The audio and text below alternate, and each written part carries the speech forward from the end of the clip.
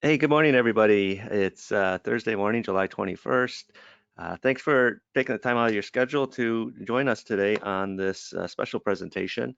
My name is Michael Baltos, and today I'll be talking about trading the order flow, professional trading strategies that, professional traders use every day in the markets. So I'll just let just turned 10 o'clock. There's still some people coming into the room. I'll just give them a chance to come in. But, really what I just want to stress is there's so many different ways to approach the market and trading. Order flow is the way that I approach the market, and it's the way that I was taught since, I started my trading career on the trading floor at the CME in the early 1990s. And, it served me well through the years. And, I've been able to make a nice, comfortable living through trading. And, my goal for you today is, for you also to understand the order flow. So if you've been trading for any length of time, you know that there's a vast amount of information out there, right? It can be overwhelming trying to sift through it all and figure out what is relevant to you and your trading style. Like I said, everybody has their own trading style. No two people trade exactly alike. And that's why I'm glad you took the time to join me on this quick training session. And today, what you're going to learn is you're going to discover how professional traders use the order flow to their advantage. I'm going to teach you how to identify when there's a change in the order flow and how to use order flow to spot opportunities in the market, right? That's really the whole point of using order flow, is to spot those opportunities, especially the opportunities that people who aren't using order flow just don't see in the market. So if you're new to one of my presentations, I've been partnering with Investors Expo for a while, but if you're new here, just a brief background on who I am. Like I said, I started my trading career on the CME floor in the 1990s with Dean Witter Reynolds. When electronic trading started taking off, I left the trading floor to go work on their off-the-floor trading desk, trading, Globex, which was the CME, Project A, which was the Board of Trade, NYMEX, COMEX system, which was called Access, as well as all the international exchanges, the exchanges in Asia, Singapore, Japan, um, Europe, the Life, DTB or Eurex, as used to be called DTB, but the Eurex exchange, as well as all the exchanges around the world. And it really opened my eyes up into how the markets really move, as opposed to being on a trading floor. You're just focused on one and maybe two markets. After Dean Witter, I joined the trading desk at EDF Man in Chicago, the macro futures trading desk. And after a couple of years, I joined Commerce Bank. I was a licensed Eurex trader there. I was one of only a handful of people that were legally allowed to trade Bunds, Bobble, Schatz, DAX, Eurostocks in the US on the actual exchange terminal. After Commerce Bank, I took some time off. I traveled the world for about 6 months, and I joined the trading desk at Cargill in Chicago. This was a big, if you're not familiar with Cargill, it's a big commodity trading firm. It's a privately held firm, but if it was a publicly held firm, it would be, it varies from the first or second largest firm in the United States, privately held. If it was publicly held, it would probably rank about eighth or ninth. And, they account for about 30% of US grain exports, about 25% of meat exports, but they trade everything there as well. After Cargill, Cargill sent me out to Singapore to set up a trading desk when the exchange was closing down. And that's how I ended up working for JP Morgan in Singapore. I spent 8 years there as vice president of futures trading. And after, my daughter was born, I left JP Morgan to basically trade for myself, right? Because I realized, I know how to trade. I know what matters in the market. I don't need to spend 12 hours a day in the office, right? I could do this for myself. And I started writing a book on trading. It was called Trading the Order Flow. And eventually, the software that I was using, really wasn't that robust. It was just a basic charting software of plotting the order flow. And so I started my own company, theorderflows.com, which I incorporate my forms of analysis into the order flow. So that was, 2015 that happened. So we've been going on 8 years already.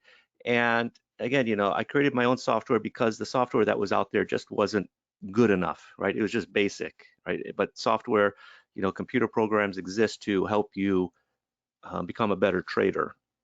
Now, the reason I talk about that is because, the charts that I'm using in this presentation are generated from my order flow software.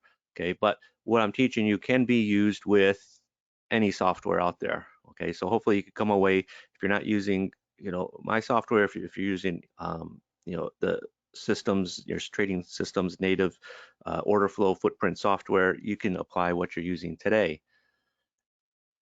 And again, creating the software, it's been a big help for a lot of traders, right? Traders are, writing to me, posting on social, saying, your software allows me to see who's in control of the market clearly, right? And that's the whole point, right? You want to be able to see clearly what's happening in the market, but more importantly, understand it. And that's where order flow comes in. Now, brief disclaimer, trading does involve risk.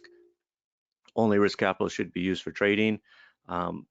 Just bear that in mind, right? I mean, we're all adults here. We do understand the risks involved. So how professional traders use the order flow to their advantage. Now, as a trader, I'm always looking for ways to get an edge on the competition, right? And the one tool that I have found to be very useful is order flow, right? So by understanding the order flow, I'm able to make better informed trading decisions. And this goes all the way back 20, close to 30 years of market knowledge, right? When I was on the trading floor, on the exchange floor, you would have access to that order flow information, right? That's why people paid hundreds of thousands of dollars for exchange memberships, right? So they can see the flow of orders coming into the market and trade with it, trade against it, right? That was the information that was available if you're on the trading floor. If you're off the trading floor watching ticks on a screen, you wouldn't be privy to who's buying and who's selling and how strong that buying and selling was. So order flow is simply a way to organize the trades that happen in the market. And by tracking the order flow, traders are able to see which way the market is moving. But what you want to look for is what the aggressive traders are doing in the market. Because after all, that's what causes the markets to move, is the aggressive trading that's taking place. Now remember, markets trade in a two-way auction. Okay, there are traders bidding, there are traders offering. Market is 5 bid at 6, right? You have bidders and you have sellers, people offering it out. So when you have people offering and bidding, these are passive traders. But if you just have bids and offers, the market's not going to move, right? I mean, the market could be 5 bid at 6, but unless someone buys it at 6, the market's not going to start to move higher, or it's not going to move lower if someone doesn't sell 5s. You need aggressive traders, right? The ones that cross the bid offer to get the trade done are the aggressive traders. The traders who buy the offer or the traders who sell the bid are the aggressive traders.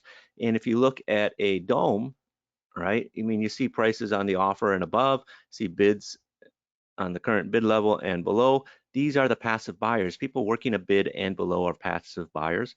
People working the offer and above are passive sellers. The trader that crosses, currently this market's 39.53 and a quarter, offered at 53.75. For a trade to happen, someone has to go up and pay 53.75, right? That is being an aggressive buyer, or an aggressive seller is someone that would sell it at 39.53 and a quarter.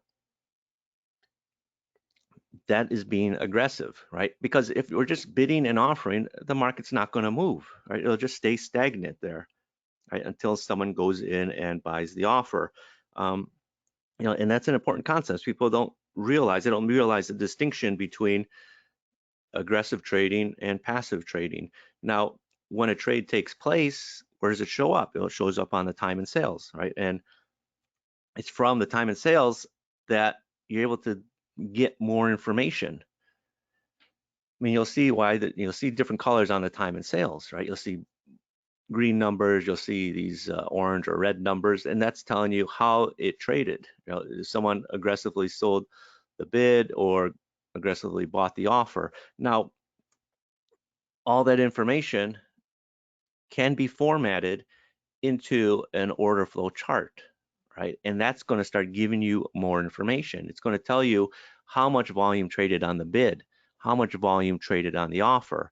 And once you start looking at that, then you could get further, right, in your analysis, right? You could see, well, okay, in this bar, there was net aggressive selling, or in this bar, there was net aggressive buying, or even things like where the volume is sort of building up in a bar, right? Is it appearing sort of in the middle as normal distribution, or is it appearing on the edge, at the high or the low, which could indicate price defense, or when you hit a high, is there very little volume, right? I mean, like minimum volume, like one contract, information like that. There's just so much little bits of information that you as a trader can take away and use in your analysis.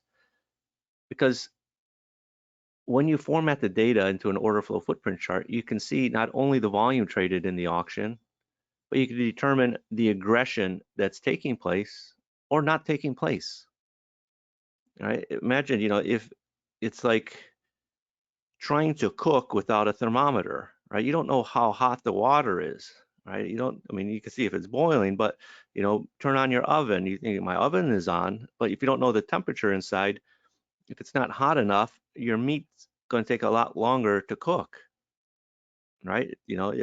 If you need to, bake the chicken at 400 or 350, but you don't know that the temperature in your oven is only 250, it's going to take a heck of a lot longer to cook. Or again, if you don't know it and you take out your chicken thinking it's cooked, you bite into it, it's still frozen inside. So that's understanding the aggression, what's happening inside the candle, so to speak, is going to give you an edge over other traders. And a normal candlestick, it just leaves out that information. It's just not there, right? You see the open, the high, the low, the close is very two-dimensional. Well, I wouldn't even say two-dimensional, it's more of one-dimensional. Okay, I mean, people like to say, well, there was price rejection here because they see price traded down and came back up. Okay, well, is it really? I'm going to show you some examples where, these bars like this, people say, well, there's price rejection and, the market went up. Well, it's not, right? Sometimes there's heavy volume that's being traded down here. And if you could see that there was, heavy volume, there's price support there, right? Someone is defending that level, and you could expect the market to put in a stronger move. So what's the information that you get in the order flow that you can see on a footprint chart is it's a lot, right? You're getting delta. Now, delta is the difference between aggressive buyers and aggressive sellers in the bar. Max delta, again, on a bar by bar basis, max delta is the strongest reading of delta in the bar, meaning, the highest reading of aggressive buyers in the bar. Min delta is the opposite. It tells you the strongest weak, I don't want to say the strongest weakest. It's going to tell you how weak I'll say even how weak the bar was. It's going to tell you how strong the aggressive sellers were in the bar. It's going to be a negative number, right? So it's going to tell you how strong the aggressive sellers were in that bar. Now, cumulative delta is, every bar has a delta. Cumulative delta is sort of the running total of delta for the trading session up to that point. So it could be, minus 10,000, meaning, usually if a market is been selling off all day, you're going to have negative delta. If a market's been rallying all day, you're going to have positive delta. But even within that, you could start getting inferences in the market, like is, even though we're making a new high, is cumulative delta still rising or is it decreasing, right? You have a divergence in cumulative delta versus price, that's a nice opportunity to potentially get short. Now, point of control is the price level in the bar with the most volume. Now, some people refer to it as commitment to traders. Some of the earlier works on order flow, you do see some people talk about COT, but point of control is the price level in the bar with the most volume. And, that's the term that's used more often. Now, imbalance is also important, right? Imbalances, you can see in the order flow in a bar, in the two-way auction, right? And that's very valuable information, seeing when a market is out of balance, right? If you know that the market is, it's 5 bid at 6, but you have an imbalance trading at 6, then chances are it's going to quickly go to 7, right? And if it's still imbalanced between 6 bid at 7, meaning more aggressive buyers at 7, chances are we're going to go to 8, right? So it's important to know where these imbalances are coming in. And think of it like this. Think of imbalances like this. If you got kids, I mean, nowadays, you could shop on Amazon, but in the old days, right, you go to, Christmas time, there's always the hot toys, and there's always big demand for these toys. And you find yourself going around to different toy stores finding it, but a lot of places are sold out. That's a sign of imbalances in the market, right? Because you have very aggressive buying going into the holiday season for a certain toy, right? But everywhere is sold out, right? And you do find it at a place, and it's like 50% more. Like, why why is, the list price is $29.95. You're selling it at, you know, $39.95. Well, yeah, it's because, the demand is greater, right? When you see big demand, you tend to see imbalances. And this is all information that is coming out of the marketplace, right? That you're seeing in the time it sales. But I said, unless you have a way to format it, you're not going to be able to understand it. So what do you think is more useful, knowing when and where aggressive trading is taking place, or only knowing the last traded price, the open, the high, the low, and the close, as you would see on a normal candlestick chart? So for example, right, this is E-mini S&Ps, right, MES. Now, people ask me all the time, Mike, what is better, to trade MES by itself or trade MES off of the big contracts, use the big contracts? So you could do both. Personally, I think MES has got enough volume. You can trade it by itself. Granted, it will move in conjunction with the big S&Ps. But if just getting back to imbalances, right? Imbalances are a sign of aggressive trading. So if you have buying imbalances, okay, in a footprint, it's going to be red numbers in the footprint. Remember, the footprint tells you the volume that's traded on the bid versus the volume that's traded on the offer in the two-way auction. So if you see red numbers in the footprint, you know you have aggressive selling. If you see blue numbers, that's telling you you have aggressive buying. So as this market is just sort of going sideways, it makes this little push lower, you're seeing some aggressive selling. Okay, then the market sort of bottoms out here and starts rallying, and you're seeing aggressive buying. You're seeing the blue numbers in the bar. You could even take it a little step further. You could be watching the delta, right? Because delta is the difference between aggressive buyers and aggressive sellers in a bar. And as the market starts rallying, right, you're going to be looking for positive deltas, right? And preferably getting stronger. Just as this market that was going down, you're seeing negative deltas. But what is interesting, right, as this market is sort of coming off here, you got negative delta, strong one, minus 700, negative delta, minus 400, negative delta, minus 91, okay? But then the aggressive buying starts showing up.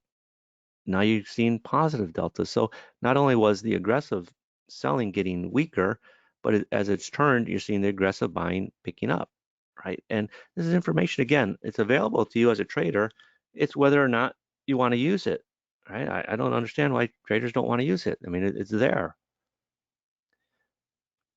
Okay, here's, I mean, yes, again, right? Market, this is just this morning, right? Market sold off, bounced up a little bit, sold off again, right? And if you can see just which way are the aggressive traders going, okay? You got aggressive selling, 1, 2, 3 here. There's one green bar with some aggressive buying coming in, and then aggressive selling, this bar, this bar, this bar, this bar, this bar, this bar, right? You can see the negative delta getting stronger. It went from 18 to 94 to 415. Right, even here, right, market sold off, bounced a little bit. You got some positive, this little pocket of positive delta as the market bounced, then it corrected itself and it came down. Now where it gets interesting is, when you start looking at bars of order flow, right, and you start looking at imbalances, you can start to group, the imbalances together, right? When you're seeing bars that have multiple imbalances, that's a sign of, aggressive buyers coming out right now. Okay, so this bar here's got 1, 2, 3, 4 buying imbalances. This bar's got also 4. This bar's got 3. This bar's got 5. This bar's got 5. But at the same time, when you're watching order flow, sometimes it gets a little tricky to recognize this stuff because the market's trading, it's happening so fast. And there are easier ways to use it, right? Trading should be very visual. I mean, we're very visual people nowadays because of social media. You know, we're scrolling through Instagram, Facebook, watching, you know, YouTube Shorts, TikToks even. Um, you know, we want to be able to recognize something that we want to pay more attention to very quickly, right? You know, when you're watching, you know, these little short TikToks or whatever, you know, after the first couple seconds whether you want to watch it or not, or whether you just scroll. And if you had a way on your chart to quickly recognize where multiple imbalances are coming in a bar, you know, that's going to be useful to you. So you can see this market sort of coming off here. Okay, then you got a bar here, right? And with those multiple imbalances, this is the same chart as this one, right? But what my software does is it puts a box around it just to highlight it to you to pay attention, right? It's not a trade signal. Oh, you got multiple imbalances, you got to get long, or you got multiple selling imbalances, you got to get short. No, it's something to draw your attention, pay better attention to the market. The market was selling off. Then I see quickly I got a bar with multiple buying imbalances. Okay, you know, now I'm going to take it a little step further and analyze this market, right? Okay, didn't go anywhere, fine.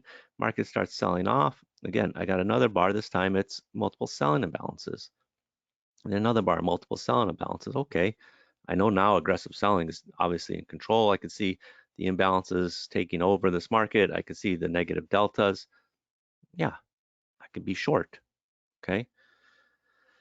Now, where it gets interesting is when markets make highs or lows or swing highs or swing lows, right? This is MES yesterday, right? We coming down hot into this low. Then you hit that low, you bounce, right? You turn, you got that big bar up. But more importantly, you got 1, 2, 3, 4, 5, 6, 7 buying imbalances in this bar off the low. What do you think the market's doing? Right? You know there's aggressive buyers. You know aggressive buyers are the ones that move the market. Well, you want to trade in that direction, right? You're not looking to get short here thinking it's going to come back down. Why not? It's because you know the aggressive buyers are there. Okay, so that's an edge that you're going to have in the market over other traders who don't know that there's aggressive buying. They're just guessing that there's aggressive buying. Oh, I got a big green up bar. There must be aggressive traders in there. Okay, how many times have you seen a big green up bar off a low, then the next bar, big red down bar down into new lows, right? You need that information to help solidify your trade idea. This is corn, okay? Again, whether you're trading S&Ps, crude oil, currencies, bonds, even corn, right? A very stale market for a lot of people that aren't interested. But I'm just showing you how the same things apply into other markets. This market's just going sideways here, right? It's going nowhere. It's going nowhere fast. Then what happens? You get the bar with the buying imbalances in there, 1, 2, 3 buying imbalances, and then it takes off, right? People say, well, it didn't really take off. Well, in corn, you know, this is what?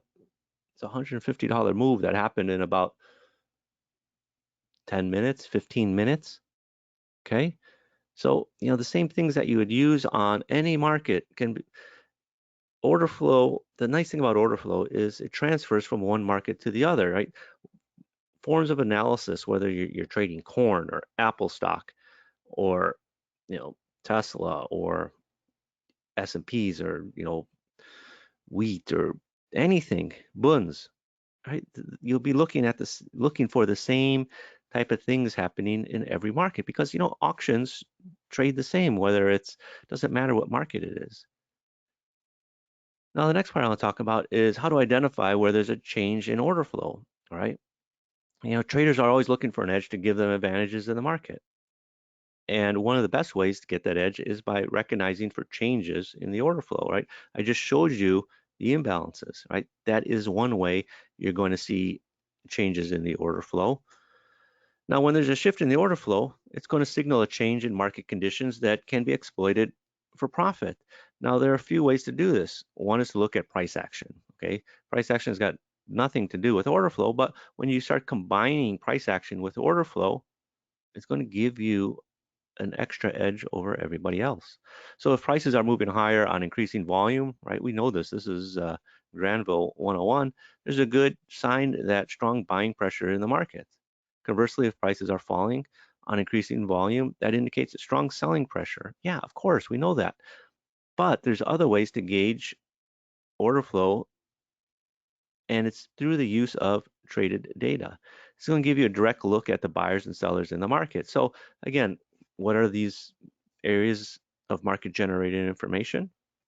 Well, there's delta, there's max delta, there's min delta, point of control imbalances, value areas. I didn't talk about value areas yet. I'll only get to that a little bit later. But this is information based on what is trading right now. Another reason I got max and min delta highlighted there is because I'm going to show you how to use that internal data. So just to reiterate, max delta is the strongest positive delta reading in a bar. Min delta is the strongest negative reading of delta in a bar. And think of it like this, right? Think of it like getting on a scale, right? And seeing how much you weigh. Excuse me. We know that, if we hit a certain level on our weight, it's very high, right? We want to ideally keep below that. And that's what max and min deltas are. They're basically, measurements of strength of aggressive buying or strength of aggressive selling in a bar.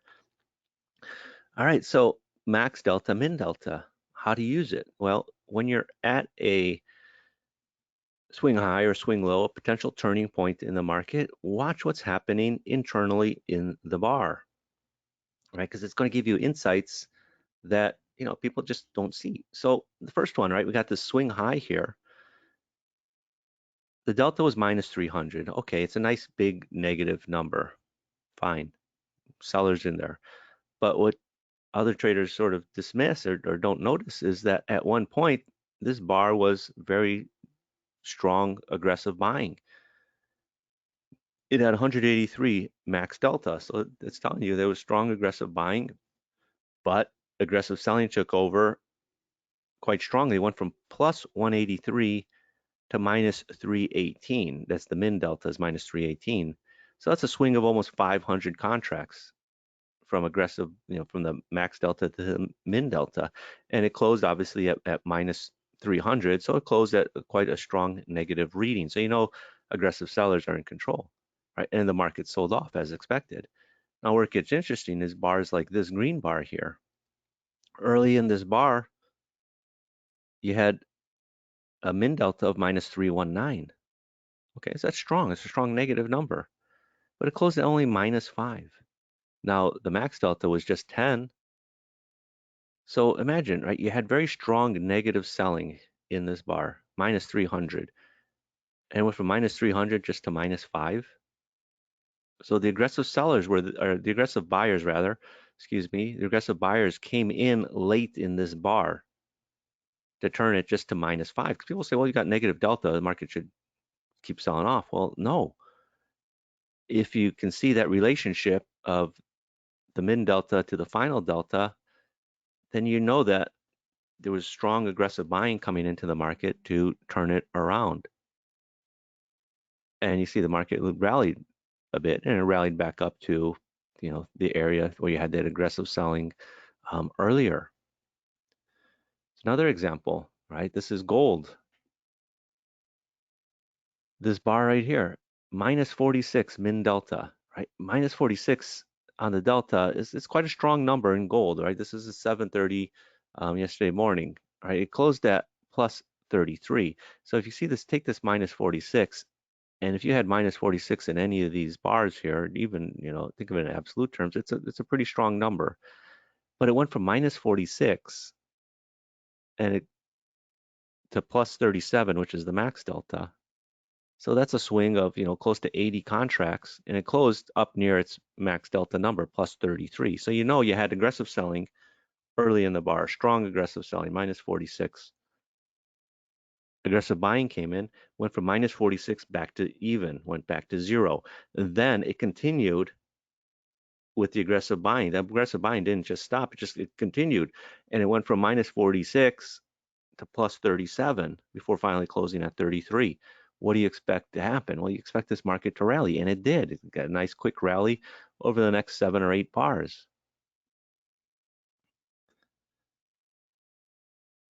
There's MES again. Okay, so a few things. This first bar here, right? This first bar that I got in this box, market's rallying. It's making these highs. This is yesterday. We're making highs, and you got your first red candle here. It looked like, okay, maybe it's going to stop and sell off, right? You got the negative delta.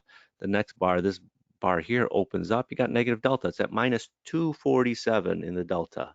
Okay, yeah, maybe we're going to start to sell off, but it doesn't. The market keeps rallying. If you're watching what's happening in the delta, you can easily see that there's still upside potential here. It went from minus 247 to plus 538. So that's a swing of, close to 800 contracts from the aggressive selling to aggressive buying. It closed at plus 449. So there's still more to this move, right? So if you were long from earlier, thinking, should I take profits? Well, after seeing a bar like this, you can see that there's still more strength to this move, right? And that's, people always say, cut your losses, let your profits run. They don't really talk about that. And when you're using the order flow and all of a sudden, hey, there's more to this move. I don't have to get out right now. I could still ride it a bit longer, right? And in this case, we're talking 5, 6 more points. Now it comes up here, again, a new high. There was some selling that came in. It was at minus 39. And then it flipped all the way up to 869 before closing at 720. Okay, still strong, right? This market is still strong. Then it gets to this bar here, right? This is your first sign of weakness. Plus 461 max delta. Min delta was minus 88, and it closed at 422. Or sorry, just 22. So it went from plus 400 to just 22. So it gave back a lot of that aggressive buying. It gave back almost all of it. Right? It was plus 461 on the max delta, and the final delta was just 22. So that's a sign of the first, legitimate sign of some weakness coming into the market.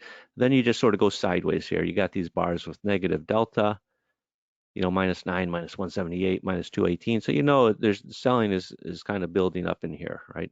The aggressive selling is getting a little bit stronger. It does pop up and make a new high here. Okay, let's take a look at the deltas. Max delta was 203. Okay, fine. We're making new highs, got positive delta. Then the sellers came in. Min delta minus 453. So it went from plus 203 to minus 453. Again, a swing of about 650. It closed at minus 369. So now definitively sellers are in control. Right? So what should you do? You should be looking to take your profits, finally get out, or potentially get short. Right? Next bar came in, negative delta, and it just sort of went sideways to slightly lower after that. This is the candlesticks, and if you're looking at these candlesticks, you don't know that this bar is strong. You don't know that this bar is strong, but that it's weakening in here. I mean, people say, well, you got these doji candle, etc. Yeah, you're just grasping at straws. You don't know the strength of this bar here. I mean, people say, well, it's a big red candle. Yeah, again, you could justify anything that you want, but if you have the data to back it up, then yeah, I can get short here and take it, it's about 7, 8 points right here. Now, this is a 5-minute ultra bond chart, but again, this is from yesterday. I just want to dig a little bit deeper, give you some more food for thought on how you could use this in your trading. Okay, so market sold off, made this low, rallied up, sold off again.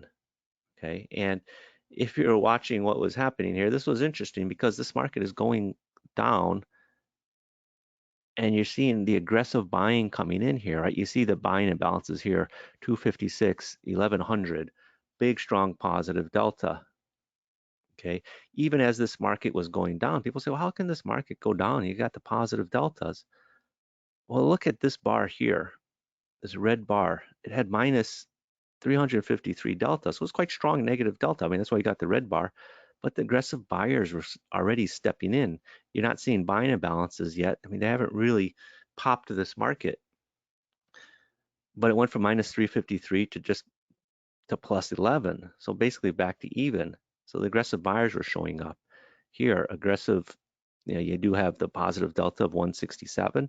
Then you get to this bar here at the low of the day, very strong aggressive buying. The delta is 1263, 1263. Max delta is 1263. Okay. So what's that telling you? Is it's closing on its max delta number. It's telling you it's very strong already. So you could see, even though they were selling in here, you can already see the signs that aggressive buying appeared here. All right, you're still seeing some aggressive buying in here. And obviously in this one, right before this market pops up, right, you see the aggressive buying is just so super strong. It closes on this max delta number. Even the min delta numbers are quite small, minus 39, minus 25. All right, so if you're seeing a bar like this, at your low, your strongest max delta in recent history is closing right on its max delta, 1263. You want to be long or short?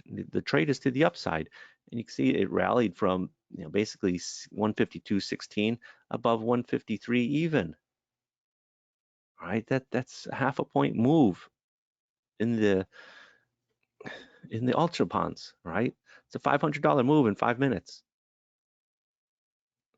And then as you see the aggressive buying, right? Don't just take it, sit on your laurels and say, yeah, I just had a nice trade. Watch what's happening, right? The aggressive buying, 1263, 954, 195, right? You unleashed all that aggressive buying, but the market rallied. Yeah, that's what you expected. But now you're seeing it starting to weaken. 1263, 954, 195, and then negative delta up at the swing high, minus 341. This move is over. You're not going to hold it anymore. If anything, you're going to start thinking of getting short. Okay, so that's how you could use like delta, right? It's market generated information. So pay attention to the volume of trading activity. If there's a sudden increase or decrease in the number of trades being made, right, you can see that through the delta, be an indication that order flow is changing. So let's get on to the meat and potatoes, right? Using order flow to spot opportunities in the market. Markets present opportunities every day. It's up to you to take advantage of them. But first, you need to know how to spot them, or at least where they can occur. And where you take a trade opportunity is just as important as spotting the opportunity. So have you asked yourself, have you ever thought about market structure? People seem, traders that I know that struggle. And, I used to do private coaching one-on-one for traders. And one of the reasons why a lot of traders struggled is they don't think in terms of market structure. Okay. They just blindly, oh, there's a signal, I got to take it. I got to buy or I got to sell. But you shouldn't do that, right? You should ideally, understand the market structure, because there's areas where, you're going to want to be buying and selling. And there's areas where even though you have a signal, you're not going to want to be buying or selling, areas inside the middle of a range, right? Inside of the middle of a chop, even though you get a signal, it's not going to be a very effective trade. Yeah, sure, you might, the trade might start in your favor, go up a couple ticks, but then it's going to go and stop you out. You're going to end up getting chopped up back and forth. So what is trading around market structure? Well, that means looking for areas of market generated support and resistance, areas where the price is likely to pause or reverse. Now, these areas are generally found around swing highs or swing lows, round numbers, areas of volume or other significant order flow activity. So what I'm going to talk about is a couple today. I'm going to talk about stopping volume. I'm going to talk about something a little bit more advanced, is the value areas. Now, the value areas I'm going to talk about are in a bar. Now, if you ever looked at a chart and wondered, why did the market stop here, right? I mean, it sort of looked like it stopped up here, came off, then it rallied back up, made a new high, right? All these candlestick gurus, oh, you got a pin bar here, you got to get short. Okay, got short, came right back up, stopped you out. I got another one here, you got to get short. Okay, went back up, stopped you out, right? But if you understood order flow, when you see the market come back up in here, there's a nice reason for getting short. And the volume that's being traded up in here is very bearish. But again, you have to know what to look for in the order flow. And one of the tools that we have in the order flow trader software that I explained about earlier that I created is a way to tell you when this volume is bearish or when it's bullish. And you can see here, right, it's colored red to tell you, hey, this is bearish order flow, right? Because what's happening is the market is going up. This is the point of control. It's what we call a prominent point of control. Prominent point of controls, you have bearish ones, you have bullish ones. Bearish ones are going to be colored sort of this magenta. Bullish ones will be colored kind of a light blue, a cyan color. It's a very easy visual reference. Because if you're looking at this, you say, oh, you know, I got bearish order flow here. Now I can start to analyze what's happening, you know, right now in the market to get short, to take advantage of it. Because if you're looking at a bar chart, you know, people, you know, they'll have their swing low drawn in here. Oh, you know, if we break here, it's bearish. Well, where would you rather get short? Up in here or down here after you break this, you know, the support area? Well, the better trade is to get short from up here, you know, 15 ticks higher, 30 ticks higher. This is euro currency trade instead of half ticks. It's actually 30 ticks, or yeah, 30 ticks higher because this is around the 80 area. This is around, you know, the 70 area. So it's 20 tick difference. It's going to give you a better opportunity to get short, because if you're getting short down here, you know, where's your stop? Well, people say, well, it's here, here. You know, your stop would probably be more realistically up here above this high. So imagine you're getting short one bar off the high, then 5 bars off the high when the market's already dropped 20 ticks. But this is what we call a bearish prominent point of control. Now, every bar has a point of control. Point of control is the price level in the bar with the most volume.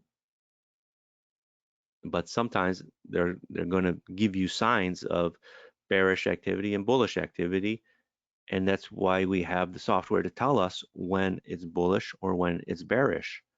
Because again, you can see here, all these bars, just your normal point of control. There's nothing bullish or bearish about them. But there's those instances where it is very clear based on the actual order flow that it's bearish. Yesterday, bonds, right? Bonds under pressure all day yesterday. Market popped up to here, sold off. Simple. Stopping volume, right? You see that point of control highlighted for you, easy to see that it's bearish, right? It's a red color. Stopping volume, what is stopping volume? Well, it's volume that is there to defend price levels, right? You know, traders are stepping up saying, you know, you're not on my watch, you're not getting through this price level. They're throwing everything in the kitchen sink to stop the market from continuing higher. Okay, so yesterday in the E-minis, right, nice big monster rally. Okay, now people say, well, you know, there's a pin bar here. Of course you got to buy it. Well, you know, I showed you a lot of pin bars just now that failed, right? There's a pin bar here that failed, right? There's a pin bar here that failed. What made this one, what is this one so special? The volume, right? This is the thing. People will say, well, there's price rejection here. Market went down and traded that price and it rejected it. Well, what's your definition of price rejection? Actually, what you have here is absorption, right? You got heavy volume down in here, and you can see it in the point of control. You can see the point of control is blue, right? It's a prominent point of control. It's a bullish one. And it's telling you heavy volume is trading down here. Traders are stepping up to absorb whatever selling is happening in that market. And if you knew that there was absorption down here, as opposed to, oh, I just got a pin bar, I got to buy it blindly, you're going to have more confidence in your trading, right? And this was a monster move, 39.30 all the way up into the 70s, you know, almost a 50-point move there. And that was really the icing, the cherry on top, right, is that volume, right, that point of control there telling you that, you know, there's absorption going on, there's price defense. People are saying, not on my watch. Now, when you think of price rejection would be the opposite. It'd be very thin volume, but this is heavy volume. Okay, And like I said, people will say, well, there's a pin bar here, right? That's what caused this market to go up. Well, fine. Here's a couple other pin bars here, one here, but there's no stopping volume involved here. Just your normal point of controls. But these ones, yeah, I mean, technically the market went up a couple of points, but it's not the 70-point move right here. Sorry, 50-point move. So that's the difference that order flow is going to help you see in the market, right? It's going to see where there's stopping volume in the market. Because when there's stopping volume, when there's price defense, that's basically a line in the sand. Traders are saying, not on my watch. You want me on that wall. You need me on that wall, right? They're stepping up to the plate to stop any movements from going down. So by trading around market generated levels and market generated information levels, you can better understand where the market is likely to go next and make more informed trading decisions. Of course, the market structure can and will change over time, so it's important to stay aware of the latest developments. And again, just to reiterate, what is market generated information? It's data that's created as a result of actual trading activity in the market, not orders going in and out of the order book, right? Not orders that are sitting in the market that may have trade towards, may not trade towards. It's actual traded volume. So market generated information include things like price changes, trading volume, and order imbalances. Now, this next concept I'll talk about is the importance of value areas, and it's a more advanced concept for traders to understand. Now, if you're familiar with volume profile, market profile, you're familiar with the term of a value area, right? It's the area on where majority, usually 70% of the volume occurs, right, of the trading day, because volume profile, market profile tend to look at trading days. But with order flow, you can actually take it on a more micro level, on a bar by bar basis. Now, a lot of times you see charts. Market pulls back to a certain level, stops, and then continues on in its direction. Okay, if you sort of draw retracements here, it's not really a 50% retracement. It's not a 38. People say, well, maybe it's a 61 from this level. They're always trying to redraw their retracement levels to sort of fit their narrative, right? I mean, it might be a 38% retracement from this level here to here, 61% from here to here, 23 from here. Oh yeah, see, it's converting. Well, yeah, come on, man. You're really just pulling at straws. There's got to be an easier way. Now, at that dip area here, yeah, we have a bullish prominent point of control that's formed. Now the thing is, bullish prominent point of controls, you don't really know about them until they form, right? What if you had a way to see a level where the market might pull back before it actually pulls back here, right? It's nice to get that prominent point of control in this bar, but if you know that there's a level coming out from right in here, yeah, that's gold, basically. And by using the value areas, you can see those areas where there was support based off of previous market activity, right? Right here, right? This is that little place it pulled back to. But in here, this is the value area in a bar, right? And you can see it being drawn out here. It's what we call an abandoned value area, where the next bar doesn't trade into it.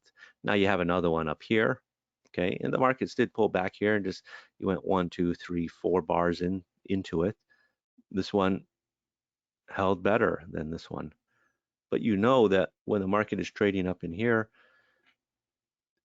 it's got potential to come back to 05. It's got the potential to come back to 02. So imagine you're just throwing a bid at 05. Okay, you got stopped out, throwing a bid at 02. You're filled, right? And then the market went from 02 right in here all the way up to 12. So what is happening is the market is referencing a value area from earlier. This is the value area from earlier that it's referencing. Now, again, software, that's the beauty of software, is it can draw out these areas that are left abandoned like this one here, this one here. So value areas that are abandoned, meaning the next bar did not retrace back into it, often act as magnets. Now there's different ways to trade these abandoned value areas. Number one is for the market to repair them. What that means is for the market to come back to that level, okay? The other thing is to go with it, right? After the next bar abandons that value area, you know that volume is transitioning higher, right? And very early in this training, I said when markets, when volume is when volume is picking up, that's when the market tends to move, right? And more importantly, when volume is picking up in a direction that you know that the market is probably going to continue in that direction. So for example, right, go with the abandoned value. It's abandoned value here, abandoned value here, abandoned value here. You don't know, of course, until the next bar closes that it didn't retrace back in. But if you went with it here, you got a little move here, pulls back, it's holding, then more abandoned value. Again, you just go with it, right? So it's a great go with trade here, right? Abandoned value, then it takes off, right? Here's your value area that's abandoned because most of the time it's going to overlap or it's going to trade back into it. Again, now, hang on a second, I gotta drink some water. Now the key is, you understand that as value is transitioning one way or the other, then you know that buyers' perception of the market has changed because they're more willing to pay higher prices because they've already accepting that value is moving higher. Now there's going to be times where it just goes sideways like this, right? It came off, it's kind of holding here, just sort of going sideways and comes back in and it failed, okay? I mean, it's not the end all be all that, you got abandoned value area, it's going to forever hold.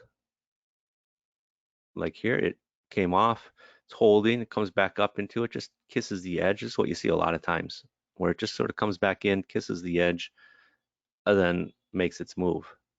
Now, when you start looking at longer term charts, this is a 5-minute chart. Most of the charts I showed you earlier were just simple 1-minute charts. Whether you could use it on tick-based charts, you could use it on range-based charts. I don't think you can't use it on Renko charts. But when you start going out into a little bit longer time frame, 5 minutes, it really becomes a bit, in my opinion, a bit stronger, right? Here's a nice one, right? Abandoned value area, nice move down 103 down to 102.75, or even here is 102.80, where you had a support line from earlier, right? You see how this market came down to this area, and then it's kind of holding, it's kind of going sideways, right? Actually, so over the next 25, 30 minutes, it was just going sideways in that area. This was your support area. So if you're short from up here, and you start coming into this level and it's going sideways, you know that, okay, yeah, I could take profits already. 15-minute chart, okay, same thing, right? MGI support level, market generated information. Market went up, nice move up, right? Even here is another support level. Market came off. You got a resistance area up in here, this red area, this red area, this red area. Well, look what happens. Market went up, started coming off. It came down to the support area. All right, then you got resistance here, came right into the resistance, right? Now you got a new resistance level here. Market sells off. Where does it come to? It comes right to the support area. I mean, it doesn't get any, in my opinion, any simpler than that. This is Apple stock, okay? I had to scrunch it up. I mean, I'm not concerned with what the footprint volume numbers are in this case, but I scrunched it up to show you, right? Market rallied, right? You got your abandoned value areas here. 1, 2, market rallies. Well, where does it stop? It stops right up at the area where you had your previous abandoned value area. All right, so if you're long from here, you understand why it stops here, right? That's really the whole key in trading, is understanding why markets move, and more importantly, why markets stop. Why did it stop here? It's coming down, it's testing this support area right here. Okay. Apple again, right? This is a go with trade, right? It just came back here, just kissing the top, and then it went for it, right? Then it made its run. So Apple again, right? Band in value area up here, market sold off. Where did it sell off to? The area where you had the market generated support right here, the previous value. Then the market rallied from this area to where? Here, where you had your resistance level. I mean, it's I wish I could say every single chart is going to be as beautiful as this. It's not. There's times where it just sort of it can blow through it. But if you know where these areas are beforehand, right, it's going to help you manage your trade a lot better, in my opinion. So hopefully you can start to see, the benefits of using order flow, right? Because, at the end of the day, that's what you want to do, right? You want to use order flow to help your trading. So over the last 45 minutes, actually, it's more like the last hour, I've covered a lot of ground, right? You've learned the basics of order flow trading, and you've hopefully seen how it can help you make better trading decisions. You've also learned about some of the key tools and resources that are available to order flow traders. So hopefully you'll agree that it's been time well spent, right? I certainly think so. I like to think, that you've come away learning something. I mean, that again, in just a short amount of time, you've learned a lot about a complex topic, right? Order flow is it's not basic, right? It's not a simple thing. You do need to wrap your head around some key issues. So I can't cover everything in a quick training session like this. I mean, I wish I could, but there's just so much more to learn about order flow trading. But I hope that now you have a good understanding of order flow basics. But if you're interested in learning more, I have a very special offer for you. It's the Order Flows Trader 5.0. Now, you've seen some of the tools like the value areas, the imbalances, the multiple imbalances, things like that. And really what it is, think of it like this. Right? Have you ever wished you get inside the minds of professional traders and see what they're thinking? With the Order Flow Trader version 5.0, I'm on the 5th version of the software since we released it in 2015. You can do that, right? This is software that takes my knowledge of trading order flow and puts it into a program so you can see what institutional traders are doing in the market. So with this valuable information at your fingertips, you're going to be able to make smarter, more profitable trading decisions. Now, I do realize, right, many traders think that having the right software is all they need to be successful in trading. However, this could not be further from the truth. If you don't know how to use the software, it won't do you any good. That's why I focus on providing education on how to trade with order flow. I want my students to be successful, and I know that starts with giving them tools they need to understand the markets. Once you have a solid foundation, you can begin to place trades with confidence, and that's when the real success starts to happen. So not only do you get the software, but you get educational courses, right? You're going to get my order flow trading course, which normally sells for $297. You're going to get it for free. There's 20 lessons in there. It's the first course on trading order flow that was on the market. I mean, a lot of people have actually taken my courses and copied them, rewritten them, and tried to pawn them off at their own. But this is, I'm the source for a lot of this information that's out there nowadays. You're going to get it for free, right? The order flow trading course. But more importantly, you're going to get the order flow inner circle video series, which honestly you can't buy anymore. I don't sell it. I only make it available with the software. And when I did sell it, it was close to $500. But there's 56 videos on advanced order flow tricks, tips, and analysis. So you start adding it together, right? It's starting to add up, right? It's almost $899 for the software, $297 for the order flow trading course, $497 for the inner circle video series. That's almost $1,700. But again, you're not going to pay that today. Now, I realize it's one thing to learn from videos and books, the training courses, etc., but it takes discipline and it takes commitment. And what I've found very helpful to traders is live training, where you can ask me questions. And so for the last 3 years, I've been hosting live user sessions for all users to join, where I drive home what I saw in the order flow the past week, and you could ask questions about areas where you may be struggling with your analysis, my thoughts on markets, my thoughts on parts of order flow, etc. It's up to you. It's a free um, forum in the sense that you can ask whatever you want. And the other day, today's Thursday, I just had it on Tuesday. I spent maybe the first half talking about, some interesting things I saw in the order flow, and the second half answering, questions ranging from, hey, I look at this market. What do you think is useful to trading ultra bonds, right? Or what's a good way to use imbalances? There's so many different ways. Now, the archives, if you can't attend live, it's recorded, so you could watch the replay. The archives have actually, it says 157 here, but it's much more than that. It's over 170 already. And there are people out there that sell you software and then expect you to pay extra to learn how to use it.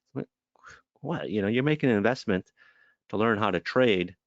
You don't want to keep paying bits and pieces, to nickel and diming you to death, right? But what I discussed today is just a small sample of the kinds of analysis I talk about on a weekly basis in the live group training, and what can be found in my Inner Circle video series.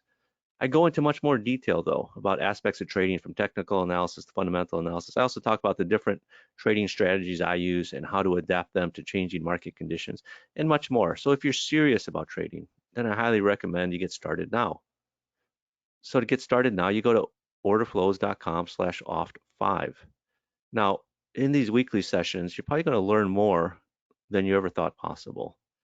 I put the link in the chat. It's this link down here, orderflows.com/oft5.html. And when you type that into your browser, it takes you to this page, okay? And you're going to have to scroll down. I mean, there's some videos you could watch there, some examples of, how you could use the software. And you just click this button here to get started. Click here to buy now. You're going to get lifetime access to the Order Flows Trader 5.0. Any upgrades are free. We do have an upgrade coming out later this year. And I've got people that have been using this since we first launched it in 2015. They're still using it 7 years later. They've gone through all the upgrades, and they're just happy to be better traders. So you can get access to the Order Flow Trading course, the Inner Circle video series, weekly live group trainings, and I've even got a special bonus, which I'll talk about in a minute, the Order Flows Playbook. Now, when you click on this button, it takes you to PayPal. PayPal processes your payments. Now, all the download information, license tokens, course logins, etc., is sent to your PayPal registered email address. So whatever email you use to log in here is the email it will go to. So check that. And again, if it doesn't hit your inbox, check your spam folder. Now it does, since I do create, all these course logins, right? Because we do have a lot of bonuses. It does take time. So, give it, we're usually pretty quick. The turnaround is usually within, an hour. But, for whatever reason, sometimes it takes a little bit longer to get the email from PayPal that you purchased. It could take a couple hours. But just bear that in mind. I mean, some people you don't get it till the next day. Now, all you got to do is just a one-time payment of $7.49. There's no recurring monthly payment. There's no, I don't hit you up, a year later with another payment for $7.49 or charge you $29 a month forever that you got to cancel your credit card and then still getting charged somehow to your bank account. You got to close that bank account to cancel it. No, none of that nonsense, right? It's just a one-time payment. Now, you will obviously have to pay data fees, NinjaTrader fees. My software runs on NinjaTrader 8. But again, it's just a one-time payment, $7.49, very affordable. Now, as a special bonus for InvestorExpos people, you're gonna get the order flow playbook. Normally it's $297. You're gonna get it for free. It's a short course on order flows, a little bit advanced topics. And also in there, there's about, I think it's 10 or 11 additional trade setups that you can learn about and look for in the markets. So to get started, go to orderflows.com/oft5. Again, the link is in the chat. What you're going to get is the Order Flows Trader 5.0 Order Flow Trading course, which is valued at $297. Order Flow Inner Circle, valued at $497. Order Flow Live Weekly Group Training, what's that value? That's like minimum $200 a month. I've seen people, they have these quote trading groups and they charge $197 a month. Well, for what? Just spend all this money on your software. You should make it for free. The Order Flows Playbook value is $297. plus the software, the Order Trader 5.0, when free upgrades when they happen, it's $8.99, but you're not going to do that, right? It's just going to be $7.49. Now, I did write a book on trading order flow. Okay, it's called appropriately Trading Order Flow. And, that was when I sat down to write it, I thought this is going to be my contribution to the market trading world. And, it's about 150 pages. Well, I'm going to show you how to get it for free. Just go to this page, orderflows.com/book.html, enter your name and email address, and click submit. It will take you to a page where you can download it. You're not going to get the actual hardcover book. You're going to get a downloadable PDF so that you can, download it to your phone, to your computer, print it up, do whatever you want with it, make your notes. So just go to orderflows.com/book.html to get started with the book, and to get started with the software, go to orderflows.com/oft5.html. So just remember, right? In the end, we only get the chances we didn't take. When a couple of years ago when COVID hit, I know a lot of people said, yeah, you know what, I'm going to do this, I'm going to do that. And they never took action. They never did anything. Right? Then a year later, 2 years later, they're right back where they started from. And the same things with trading, right? You want to become a better trader, you got to take that first step. You got to take action, right? And I try to make it as easy as possible for you to succeed with trading, specifically with trading order flow, not just by having, in my opinion, the best software out there, but also by having the best education out there, right? So again, get started. Just go to OFT5, orderflows.com/oft5.html. So just a quick question here. Hey, Mike, I don't know who this is. Just says, asking his member, I'm a customer of Orderflow Software 3.0. Can I upgrade? Yeah, you should already. I've sent you links. Check your spam folder, right? Because whenever we do an upgrade, I usually send about 10 emails, like an email a day for the first week, about the upgrade. So sometimes it goes to your spam folder, but just send me an email, right? If for some reason you aren't getting my emails, because sometimes, especially if you got like a Yahoo email, it does send a lot of emails to the spam folder. Gmail is much better. Is there a trial version? Simi asks. Sorry. No, there's not a trial version anymore. We used to have it, but then it was just getting abused by people. So, I mean, honestly, our prices are pretty reasonable that we don't, it's not overwhelming. Yeah, unfortunately, it only worked with NinjaTrader. That was the software that years ago, I mean, again, going back into 2013, 2014, 2015, as far in terms of, as a retail trader, there wasn't as many platforms as you have out there now. And, the programmer, I love my programmer, is the greatest one out there, in my opinion, because especially now, I could just go to him, sort of sketch out ideas and say, hey, this is what I'm looking for. And a couple of days later, he's got the solution for me, in terms of, programming the stuff. There are knocks against NinjaTrader, but honestly, it's a stable platform as long as you're not overloading your system. What type of data feeds? Okay, so if you are going the NinjaTrader route, if you're getting my software, you're going to go through NinjaTrader, of course, but you just need level 1 data. You don't need level 2 data. So what I would suggest is, especially, if you're not actively trading right now, or maybe you're trading on a different front end system with a different broker, the way to get you can get data for a very inexpensive fee, $60 a month, more or less, I'm paying for. And I've got CME, CBOT, NYMEX, and Eurex. I've actually got level 2 data for all. But if you're just going to level 1 data, because I pay like $60 a month, $65 a month, for real-time data that's coming through NinjaTrader brokerage. Now, what some people do, I know that trade through a different front-end system with the different brokers, they just open up a simple account at NinjaTrader brokerage, throw a couple $100 in there, because if you were to pay for data separately, one exchange CME is like over $100 real-time exchange. But again, best case scenario, you trade through NinjaTrader brokers. So I'm not trying to pimp them out saying they're the greatest brokerage ever. I don't get any feed. I don't get anything back from them for it. But for me, they've been fine. Right? I've never had any issues with them. So that should answer your question. So again, if you just had simple level 1 data for CME, CBOT, COMEX, NYMEX, you're going to talk around $50 a month for those 3 exchanges, real-time data feed. So again, everybody, to get started, just go to orderflows.com/oft5. The link is in the chat. So hopefully, again, you'll learn something. To get my book, go to orderflows.com/book.html. And I hope to see you guys on the inside. So I'll just leave it there. Thanks again, Anna, for having me. And it's always a pleasure to talk to your crowd. So bye-bye, everybody. Have a great rest of your week.